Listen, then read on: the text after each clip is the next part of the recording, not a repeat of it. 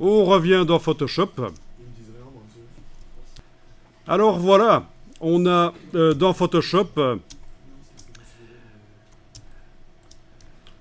on a un masque de fusion qui empêche que le décor du loup soit visible, bien sûr. Je voudrais faire un deuxième masque de fusion avec un dégradé pour que progressivement les pattes du loup, qui sont vraiment pourries ici, deviennent transparentes. Il n'est pas possible de mettre deux masques de fusion sur le même calque dans Photoshop. On va devoir ruser. On va mettre ce calque dans un objet dynamique, c'est un calque conteneur, et sur le calque conteneur, on mettra un masque de fusion. Alors, on y va. Clic droit à droite du nom du calque. À droite du nom du calque, vous faites un clic droit, et dans le menu qui apparaît, vous demandez « Convertir en objet dynamique ».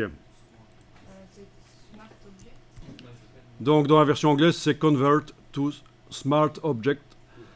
Vous avez donc un objet dynamique qui contient le calque et son masque de fusion. Attention, quand vous avez affaire à un objet dynamique, si vous connaissez Photoshop, vous le savez, parfois, quand vous essayez avec un outil qui modifie les pixels de cliquer sur le calque, il vous met un message Photoshop, vous devez pixeliser cet objet dynamique. Bien sûr, vous ne le faites pas, c'est une erreur de le faire. Mais c'est typiquement un objet dynamique, on ne peut pas le modifier avec un outil modificateur de pixels, comme le pinceau. Donc attention, parce que le message est vraiment pourri, ça donne l'impression qu'on doit le faire. Ben, si vous le faites, vous passez à côté de tout l'intérêt de l'objet dynamique. Alors sur cet objet dynamique, on va ajouter un nouveau masque de fusion. Vous pouvez cliquer sur l'icône ici en bas de la palette des calques. Voilà un masque de fusion qui arrive. Vous allez prendre l'outil dégradé de Photoshop.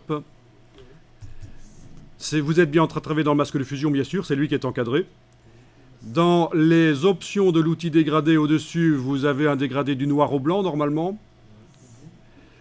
Vous allez choisir de l'appliquer de manière linéaire. Ça doit déjà être ça qui est enclenché comme manière d'appliquer le dégradé. Vous avez 5 manières d'appliquer les dégradés. C'est celle de gauche qui est enclenchée.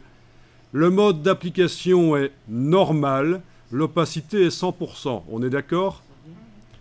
Vous allez tracer de haut en bas ou de bas en haut.